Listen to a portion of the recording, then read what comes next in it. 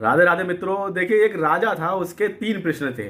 कौन कौन से प्रश्न थे? पहला प्रश्न था कि भगवान एक हैं या अनेक हैं, और जो दूसरा प्रश्न था भगवान रहते कहाँ हैं, और तीसरा प्रश्न भगवान करते क्या हैं। इन प्रश्नों का जवाब वह अपनी प्रजा में से बड़े बड़े ज्ञानियों से वह जानना चाह रहा था। सबके अपने अपने उत्तर थे, लेकिन कोई भी संतोषजनक जवाब उसको अभी तक प्राप्त नहीं हुआ था। बहुत से ज्ञानी आए, तब भी उसकी शंका का समाधान हो नहीं पाया। एक दिन क्या था कि प्रभु इच्छा से वह अपने राज्य में घूमने निकलता है। उसे एक किसान मिल जाता है। किसान खेतों में मेहनत कर रहा होता है। उससे वह पूछता है खेती किसानी के विषय में।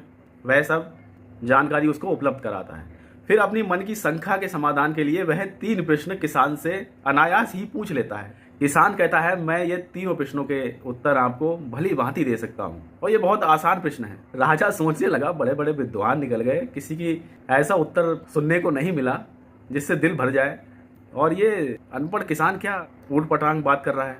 फिर भी जानने की उसको थोड़ी उत्सुकता थी, तो उसने अपने तीनों प्रश्न रख दिए किसान के सामने।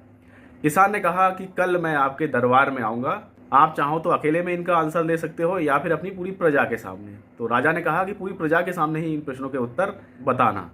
तो दूसरे दिन वह दरबार में जाता है और पूरा दरबार सजा होता है। वहीं पे किसान अपने फटी वेशभूषा में अपने पहुंच जाता है।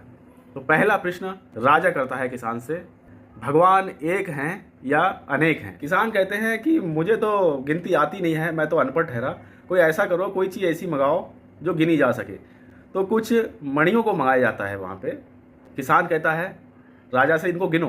राजा जो ही पहली मणि लेता है कहता है 1, उसके बाद दूसरी मणि लेता है कहता है 2। किसान राजा को रोकता है और यहीं पे टोकता है। वह कहता है कि ये दूसरी मणि है, वो 2 कैसे हो गई। फिर राजा एक और मणि लेता है, कहता है 3। किसान यहाँ पे फिर टोकता है, कहते हैं अब ये मणियों की संख्या 3 कैसे हो गई, मणि तो एक ही है, आप संख्या अपने अनुसार काउंट किए जा रहे हो, 1 2 3 4 5, लेकिन मणि तो एक ही है। तो राजा को अपने प्रश्न का उत्तर यहाँ पे मिल जाता है कि भगवान एक ही हैं, बस नजरिए का फर्क है। राजा कहता है चलो सही है, संतोषजनक उत्तर है। अब मेरा दूसरा प्रश्न का उत्तर बताओ कि भगवान रहते कहाँ हैं। अब किसान जो है पूरी सभा में कहते हैं कि मुझे तो लगी है भूख, पहले कुछ खाने को मंगाओ। राजा दूध मंगाता है। किसान क्या करते हैं, दूध को पीते नहीं है, उसमें उंगली डाल के घुमाने लगते हैं। राजा कहता है कि इसको पी लो, जब भूख लगी है तो इसमें उंगली डाल के क्यों घुमा रहे हो। किसान ने कहा कि राजन, मैं इस दूध में अंदर घी खोज रहा हूँ। राजा कहता है दूध से घी निकालने की एक प्रक्रिया है, उसके बाद ही घी निकलेगा। तो किसान कहता है राजन, जिस प्रकार से दूध में दही है, घी है, उसी प्रकार से हम सब में ईश्वर निवास करता है, लेकिन एक प्रक्रिया है जिसके द्वारा ईश्वर तक पहुंचा जा सकता है, जिसके द्वारा ही हम भगवान को प्राप्त कर सकते हैं। जवाब सुन के राजा को आनंद आया। राजा कहता है चलो दूसरा भी जवाब हम आपका मान लेते हैं, अब ये बताओ भगवान करते क्या है। किसान हंसा। किसान बोला कि राजन, आपने तो मुझे धरती पे बिठा रखा है अपनी सभा में, आप ऊंचे सिंहासन पे बैठे हुए हो, आप नीचे बैठो, मैं ऊपर बैठता हूँ, तब मैं आपको बताऊंगा।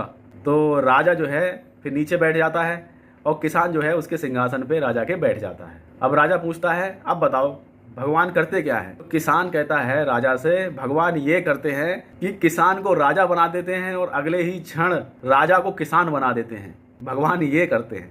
राजा को बड़े जोरदार उत्तर लगे तीनों के तीनों, और उसने उस किसान को प्रणाम करके उसे अपना गुरु बना लिया। बोली जय जय श्री सीताराम।